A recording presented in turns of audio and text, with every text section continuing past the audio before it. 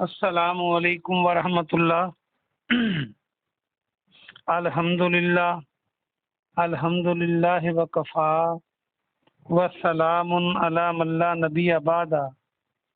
اللہ مہربان کے فضل و کرم سے ہمارا آج کا سبق سورہ البقرہ کی آیت نمبر 88 اور آیت نمبر 89 ہوگا 89۔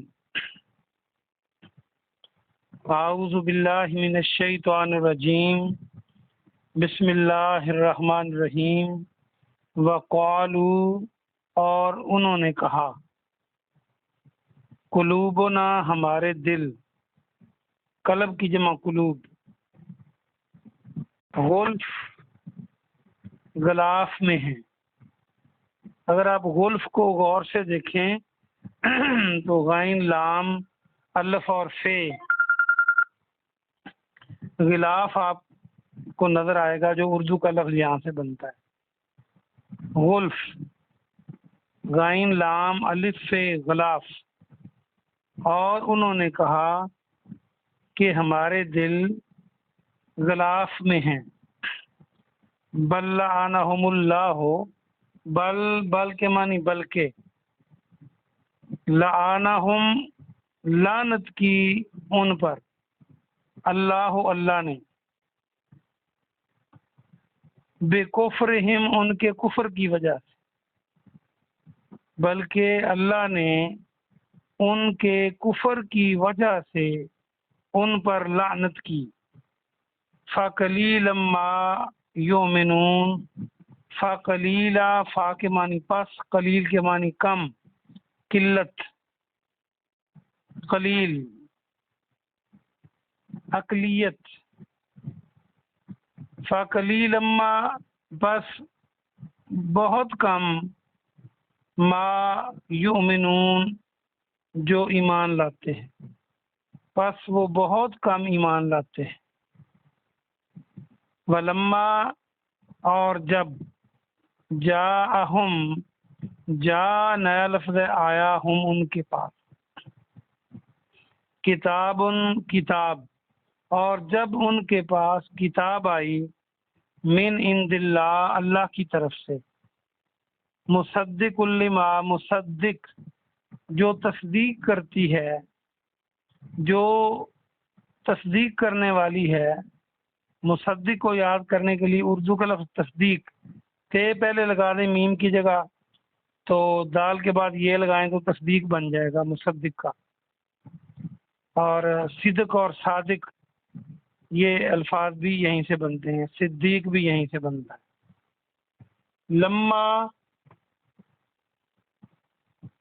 جو معہم ان کے پاس ہے، ترجمہ یہ بنا، جب ان کے پاس اللہ کی طرف سے کتاب آئی، جو ان کے پاس ہے وہ اس کی تصدیق کرنے والی ہے۔ وَكَانُوا، اور وہ تھے، من قبل، من سے، قبل پہلے، جیسے ہم اردو میں قبل از وقت کہتے ہیں۔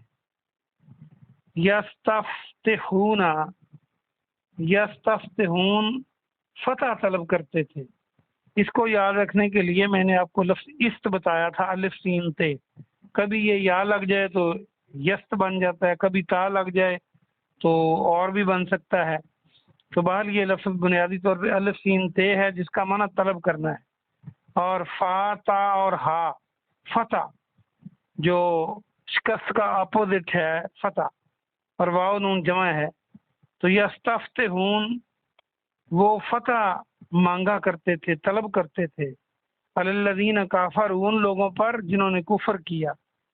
فلما، پس جب، جاءہم، آیا ان کے پاس، ما، وہ، عرفو، جس کو وہ جانتے تھے۔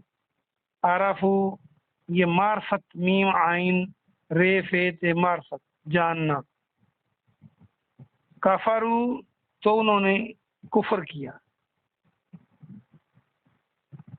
بے ہی، اس کے ساتھ، فلعنت اللہ، پس اللہ نے لعنت کر دی ان پر، علی الکافرین، ان کافروں پر، پس اللہ نے کافروں پر لعنت کی ہے۔ تو یہ اس کا ترجمہ بنا۔ آئیے ہم اس کی مختصر تفسیر دیکھتے ہیں۔ اللہ سبحانہ و تعالی آیت نمبر 88 اور 89 میں یہود کے بارے میں ہمیں بتلا رہا ہے کہ ان کا رویہ کیا تھا۔ چونکہ یہود جو تھے وہ مسلمانوں کی مخالفت میں پیش تھے، اور جب ان کو حق بات کی دعوت دی جاتی تو وہ یہ کہتے کہ ہمارے دلوں پر غلاف چڑھے ہوئے ہیں، ہمارے دل محفوظ ہیں۔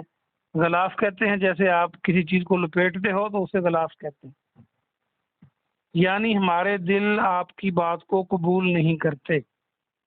ان کے درمیان میں اور آپ کی باتوں کے درمیان میں پردہ ہے، ہمارے دلوں کے اندر یہ نہیں جاتی۔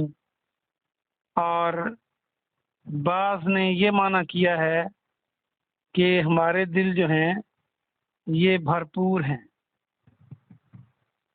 تو بہرحال یہ معنی کہ ہمارے دلوں پر غلاف ہے، یہ معروف معنی ہے کہ یہود کہتے تھے ہمارے دلوں کے اوپر غلاف چڑھے ہوئے ہیں جو آپ کی بات کو دلوں تک نہیں جانے دیتے۔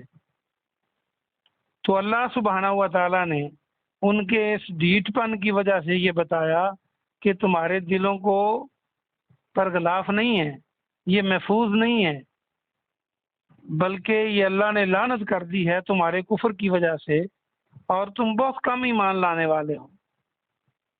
اصل میں آپ نے ہمارے معاشرے میں بھی دیکھا ہوگا، کئی لوگ اپنی بات پر جو کہ غلط ہوتی ہے اڑے رہتے ہیں کہ میں ٹھیک ہوں، اور بعد میں کہتے ہیں میرا ایمان بڑا پکا ہے، میں بدلتا نہیں ہوں۔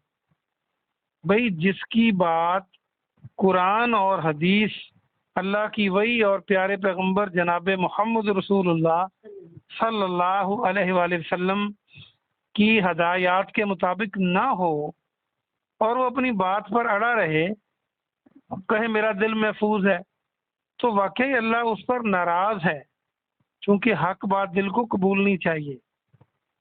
اللہ نے حق بات کو اتنا واضح کیا ہوتا ہے کہ ایک انصاف پسند دل اس کو تسلیم کرتا ہے، ایک انصاف پسند دل اس کو مانتا ہے کہ یہ بات درست ہے۔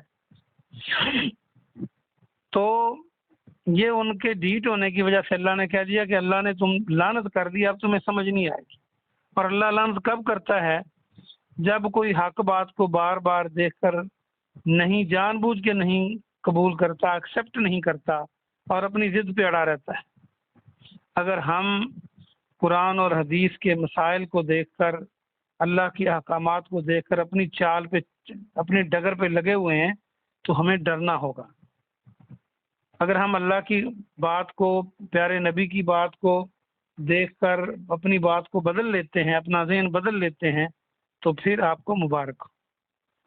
اگلی آیت مبارکہ میں اللہ سبحانہ و تعالیٰ نے فرمایا کہ جب ان کے پاس وہ کتاب آ گئی، یعنی قرآن آ گیا جو اللہ کی طرف سے تھی، اور قرآن تورات کی تصدیق کرتا ہے، جو کچھ تورات میں تھا اس کو سچ بتاتا تھا، اور یہودیوں کو اس بات کا علم تھا، تو یہ کتنی عجیب بات ہے کہ جو کتاب آپ کے پاس ہو، آنے والی کتاب اس کو سچ کہے تو پھر تم اس کو نہ مانو، اپنی کتاب کو مانتے رہو۔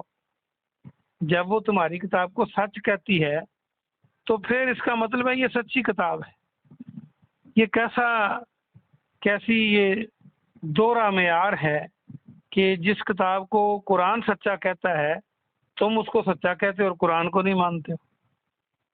اور اس سے بڑھ کر یہ بات ہوئی کہ پیارے نبی جناب محمد صلی اللہ علیہ وآلہ وسلم کے آنے سے پہلے، چونکہ مدینے میں یہودی تھے اور مدینے میں مشرک بھی تھے جو بعد میں صحابی بن گئے، انصار وغیرہ، مکے اور مدینے میں مشرک تھے سارے، اور یہودی اہل کتاب تھے۔ یہودی یہ ان مشرکین کو کہا کرتے تھے، مکے والوں کو، کہ ہماری کتاب بتاتی ہے تورات آخری نبی آنے والا ہے، اور آخری نبی کی نشانیاں ہماری کتاب میں موجود ہیں، جب وہ نبی آئے گا تو ہم بھی اہل کتاب ہیں، ہمارے پاس اللہ کی طرف سے کتاب ہے، اور وہ کتاب بھی اللہ کی ہوگی، وہ بھی اللہ کا نبی ہوگا، تو ہم ان کے ساتھ مل کر پھر تم سے بدلے لیں گے، پھر تم پر فتح حاصل کریں گے۔ اور آج تم جو ظلم کر لو تمہاری مرضی ہے، کر لو، پھر اللہ ان کو غلبہ بھی دے گا، فتح بھی دے گا، اور ہم ان کے ساتھ ہوں گے۔ ہم ان کے ساتھ کیوں ہوں گے؟ کہ وہ بھی اللہ کی کتاب لے کے آئیں گے، ہمارے پاس بھی اللہ کی کتاب ہے، اور اللہ کی کتاب ہمیں بتاتی ہے کہ وہ سچے اور آخری نبی ہوں گے، تو ہم ان کے ساتھ مل کر تم پر فتح حاصل کریں گے۔ گویا کہ مدینے کے یہود گھڑیاں گن رہے تھے کہ کب نبی آئیں، آخری نبی آخر الزماں جناب محمد رسول اللہ صلی اللہ علیہ وسلم، اور ہم ان کے ساتھ مل کر کفار کا مقابلہ کریں اور ان پر فتح حاصل کریں۔ لیکن جب اللہ نے آخری نبی بھیج دیا اور وہ پہچان بھی گئے، آپ کی نشانیاں بھی دیکھ لی، تو وہ ڈھیٹ ہو گئے، انہوں نے انکار کر دیا۔ انکار کیوں کیا؟ کہ آخری نبی جناب محمد صلی اللہ علیہ وسلم یہ بنی اسماعیل سے تھے، ابراہیم علیہ السلام کے جو بیٹے دو تھے، اسماعیل علیہ السلام اور اسحاق علیہ السلام۔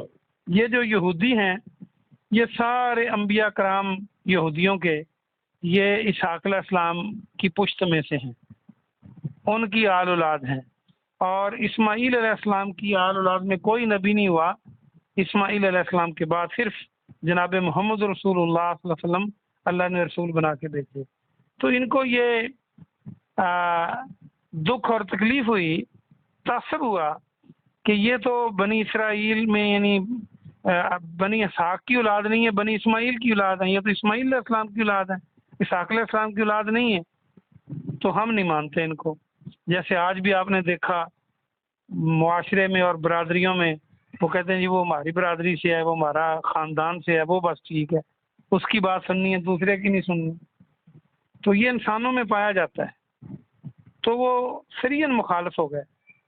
حضرت صفیہ جو ہیں وہ بیان کرتی ہیں، نبی پاک صلی اللہ علیہ وسلم کی بیوی بھی ہیں، وہ کہتی ہیں کہ نبی پاک کے آنے سے پہلے جب نبی پاک آئے تو میرے چچا نے اور میرے والد نے، جو تورات کے بڑے عالم تھے، انہوں نے نبی علیہ السلام سے ملاقات کی۔ جب آپ مدینے آئے تو اب گھر کافی دیر ملاقات رہی، باتیں ہوتی رہیں۔ جب گھر آئے تو میں نے ان کی لفظ بلفظ بات سنی جو آپس میں کر رہے تھے دونوں، چچا اور میرا والد۔ تو میرے والد چچا نے کہا کہ بتائیں میرے والد کو کہ کیا یہ وہی نبی ہیں جو ہماری کتابوں میں لکھے ہوئے ہیں؟ تو میرے والد نے کہا ہاں۔ پھر انہوں نے کہا کہ کیا آپ بھول تو نہیں رہے، واقعی ساری نشانیاں موجود ہیں؟ انہوں نے کہا ہاں جی موجود ہیں۔ تو پھر انہوں نے کہا اب کیا کرنا ہے؟ تو دونوں نے مل کے کہا کہ ہم نے ان کی مخالفت کرنی ہے، کیونکہ یہ اسحاق علیہ السلام کی اولاد سے نہیں۔ کہتی ہیں میں نے خود کانوں سے سنا۔